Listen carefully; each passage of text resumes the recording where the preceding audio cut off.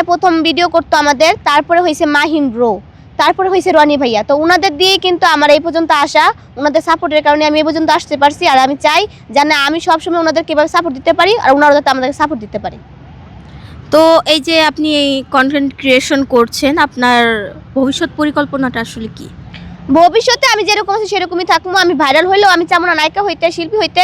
তো আমার ভাইরাল হওয়ারও কোনো ইচ্ছা নাই এত যে সবাই আমাকে একটু ভিডিও দেখে, আমাকে ভালোবাসা দেয়, আমাকে ভালো ভালো কমেন্ট করে। আমি শুধু এইটুকুই চাই, আর কিছু চাই না।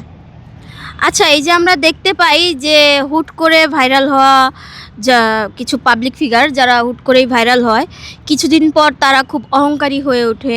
তো তাদের ব্যাপারে কি বলতে চান, বা আপনি এরকম কখনো হয়ে যাবেন কি না?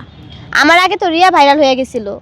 রিয়া যখন অহংকার করে নাই তখন আমারও করার কোনো অধিকার নাই। অহংকার কিসের অহংকার ভাইয়া? এখানে অহংকারে কি আছে আপু? আমি কিছুই বুঝি না। ভাইরালে কিসের অহংকার?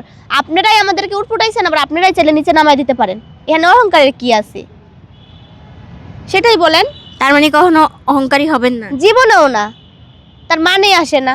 এখানে অহংকারের কি আছে আমি এটাই বুঝি না।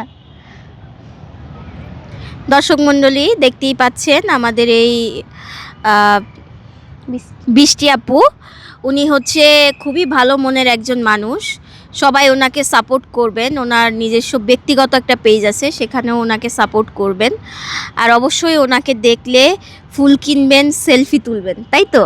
সেলফি তুলুক বা না তুলুক তাদের বিষয়। আমার থেকে সবাই ফুল কিনবেন। আর আমার কথাগুলো যদি ভালো লাগে থাকে অবশ্যই সবাই কমেন্টে বলবেন। আর যদি আমার খারাপ কিছু দেখে থাকেন অবশ্যই বলবেন। আর দোয়া তো অবশ্যই করবেন। অবশ্যই সবার জন্য আমিও দোয়া করি, সবাই সবার জন্য দোয়া করবেন।